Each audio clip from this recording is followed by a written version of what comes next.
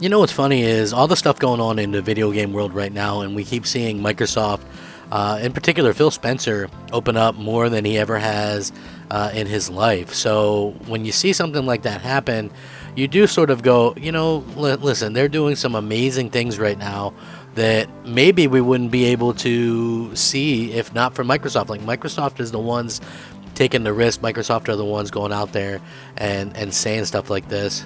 And I gotta be honest, I love the fact that Phil Spencer is out there making sure that, this kind of stuff is happening the way that it is, because, speaking your mind, I think, is very difficult, especially in this industry where people kind of look at you as like one way or the other. So we'll have to see what happens. But to me, I can't wait to see what happens long term with this. I want to get into this announcement because I think that this is going to be pretty damn fantastic. So yeah, going to be pretty interesting to see nonetheless. Now, let's go ahead and get into it. What's up, everybody? I'm Crap Gamer. This is Crap Gamer Reviews, back with another video. Thank you so much for checking it out. I certainly appreciate it. Please like the video. I'm looking to get 100 likes on each of these, as that would be pretty damn cool. And, just something that I'm looking forward to. So Phil Spencer was doing an interview, and he was actually talking a little bit of smack. In the latest war words over his proposed acquisition of Activision Blizzard, Microsoft's gaming CEO has claimed that Sony's plan for growth is to make Xbox smaller. Phil Spencer made the comments during an interview with the Second Request podcast, where the executive claimed that Sony was the one major opposer to the Activision deal. And I quote, "Sony is trying to protect its dominance on the console. The way they grow is by making Xbox smaller. Sony has a very different view of the industry than we do. They don't ship their games day and date on PC.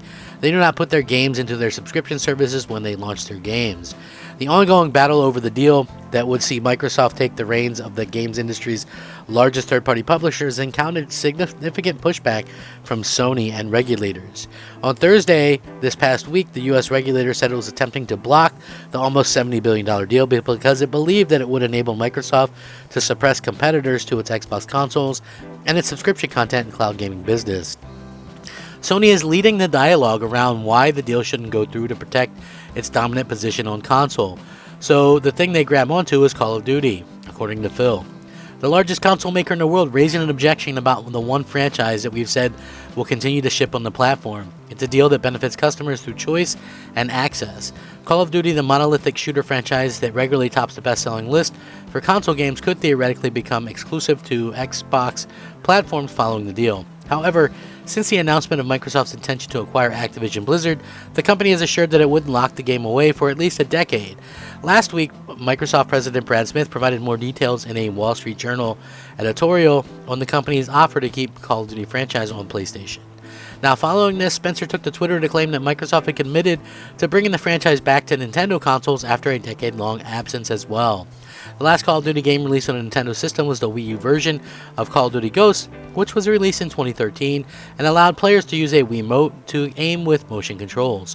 So we see that Microsoft has done a really good job of making sure that everything kind of gets picked up here and everything gets done in a certain amount of way. And for me personally, I find that to be a really good thing. He's gone out on a limb here saying, hey, we don't plan on doing anything to change how we're going to run the business. We want Call of Duty to be on PlayStation. It'll continue to be on PlayStation, and I think that's exactly what they intend to do.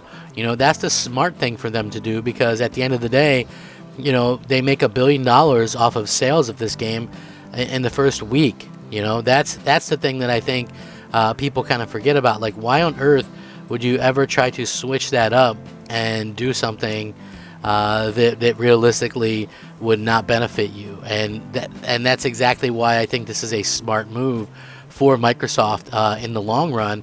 And realistically, you just get PlayStation fans to fun exclusive. Now, like for me, I really do enjoy Call of Duty and things like that, and I hope that we see Call of Duty continue to go out there and just be this behemoth. Like all of a sudden, it just Call of Duty just released a month and a half ago, and it's already the best-selling game of the year. But at the end of the day, I think that's a big reason why you go after such a game like that. You wanna have this big game, this big franchise that draws people into Game Pass, and I think that's exactly why Microsoft is doing what they're doing. And so that's the exciting part. Just because Microsoft is going to be able to do all these different things that that we haven't seen them do before, and that's like the thing that realistically makes this just such an amazing time to be a gamer. Now, to be honest with you, I feel like this is just one of those things where Sony is very afraid of losing out on their place, which is which I can understand that part, but they're the ones that could have changed and realistically did what they wanted to do in order to make things better for themselves. They waited a very long time to do anything future-wise, right? Like Microsoft is right. Like even if I'm not a big fan of releasing games on PC, if you're going to release them on PC, release them day one. Give the fans some kind of deal there where if they buy one, they get both copies from the first party. That's a way you help console gaming.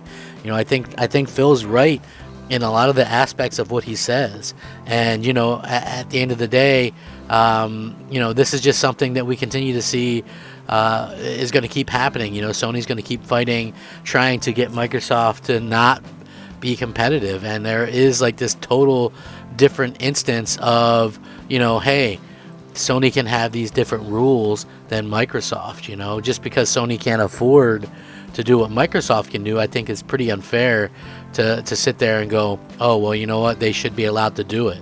And that's I think that's where Phil kind of comes into play here when he's talking about this stuff. He really wants to be able to go out there and go, hey, you know what, we want to compete. We feel like we have the right to compete, and this is exactly what us gamers have been waiting for. Like us gamers have been waiting for stuff like this to happen for a long time. Like it doesn't have to necessarily be exclusive. What you're waiting for is for these games to be in Game Pass day one, and I think that's the big deal. That's the big deal. That's the thing that gamers are getting excited for. Yes, you're going to have your exclusive content and stuff like that, but at the same time, you're going to also have to realize that Microsoft has a vision, and Microsoft is doing something, and they can do something differently than Sony. They don't have to do the same things that Sony does, right? Sony doesn't want to give their gamers day one games in their subscription or any of that stuff. It realistically has to do with Microsoft being able to go out there and get this stuff done and have the gumption and the fortitude and a clear plan, where it looks like Sony doesn't really have a clear plan. So listen, we'll see what happens. I think it's going to be a super interesting, few months. Let me know what you think, though. Sound off, rate, comment, subscribe. Merry Christmas. Hope you guys all have a great time this holiday season. It's been fun. Rack 'em up, crap 'em up, crap gamer 'em up, crap gamer out.